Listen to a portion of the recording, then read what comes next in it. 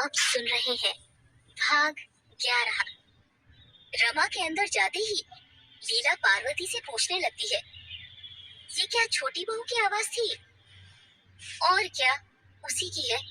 बोली थी ना, कभी तो बात का जवाब नहीं देती, कभी खूब बात करती है। इसका भी कुछ समझ नहीं आता।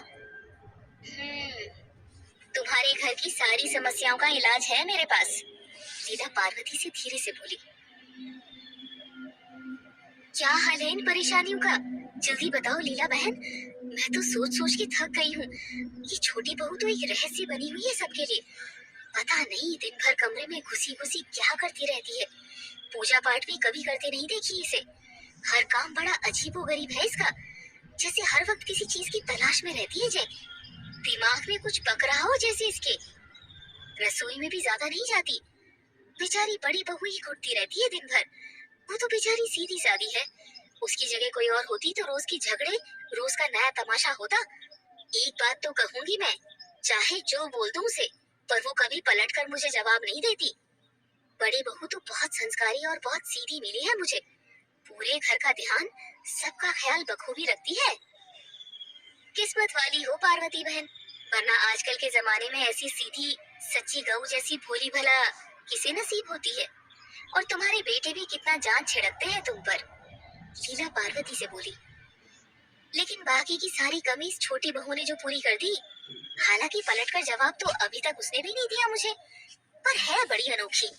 सचिन से बोला था उसे थोड़ा समझा देना, शायद उसी ने कुछ अकल दी होगी, तभी अब जाकर कुछ नरम पड़ी है, पर अभी भी सामान्य नहीं लगती। तुम चिंता मत करो, मेरे एक पहचान के जानकार तांत्रिक है।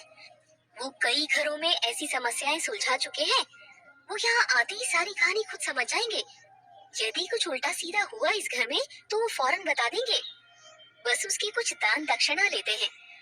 वो जो बताए तुम वैसे ही करना, फिर देखना वो सब ठीक कर देंगे। लीला पार्वती के हाथ पर हाथ रखते हुए ढांढस बंधाते हुए धीरे से बोली। पार्वती भी उसकी बात सुनकर कुछ संतुष्ट होती है। ये तो बहुत बढ़िया रहेगा लीला बहन। बाबा जी तो हिमालय गए हैं सिद्धि के लिए, पता नहीं कब तक लौट कर आएंगे। जब तक कुछ ना कुछ उपाय तो करना ही पड़ेगा। स्थिति तो दिन पर दिन खराब होती जा रही है। तुम उनसे बात करके उनको यहाँ लेकर जरूर आना। महेश तो कुछ करेगा नहीं मन से, पर मुझे तो चिंता लगी है इस घर की। जब तक जिंदा हूँ चुप तो बैठूंगी नहीं। पार्वती चेहरे पर चिंता के भाव लाते हुए बोली। वो लोग अभी बातें ही कर रहे थे कि बाहर से महेश आता है। अरे लीला ताई, आप? बहुत दिनों बाद आई आप। वो क्या कहते हैं, कहाँ गई थी? हाँ, मेहर वाली माता जी। कैसी है हमारी देवी मैया?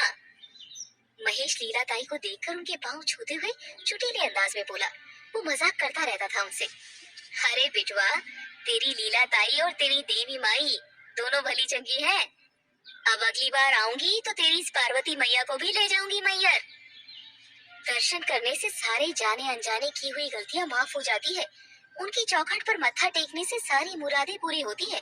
पार्वती को भी अभी जब गई थी तभी बोली थी, पर इसे घर आंगन से फुर्सत मिले तब।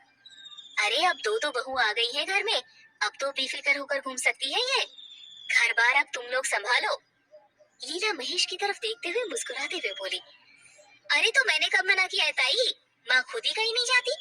मैं और रमा तो कितनी बार बोल चुके हैं कि चली जाया करो, थोड़ा मन घर परिवार की चिंता से हट भी जाएगा और दर्शन भी कराना।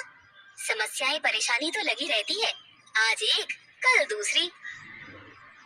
तू तो कह देवे है बेटा कि चली जाओ, पर एक माँ के कलेजे से पूछ, जब तक उसके बच्चे सुखी ना हो तो भले भगवान के यहाँ भी चली जाए, पर वहाँ मन नहीं लगता।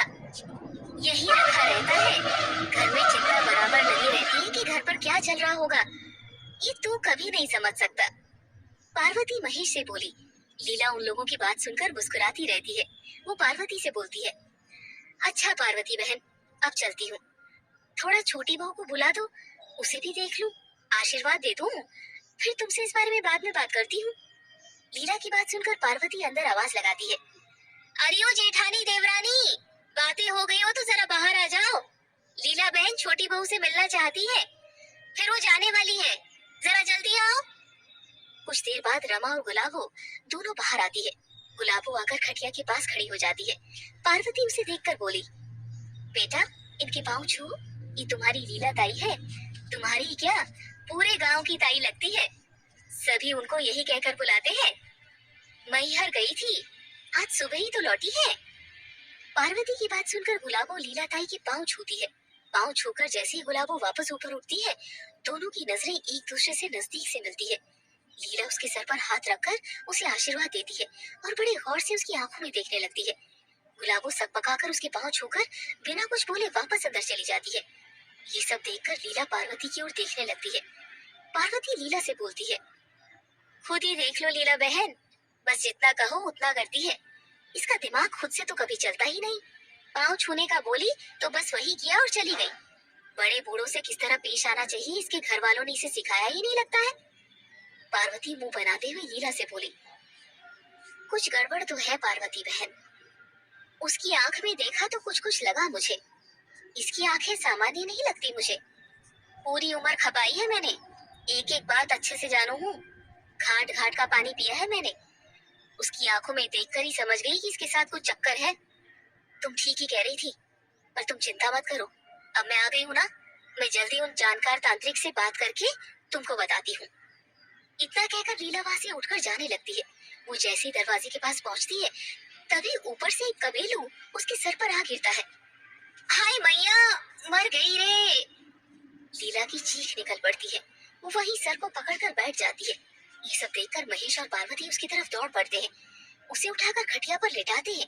पार्वती रमा से बोलती है, अरे तू खड़ी खड़ी क्या देख रही है, जा जल्दी से हल्दी चूने का लेप बना ला, बहुत जोर से लगी है लगता है।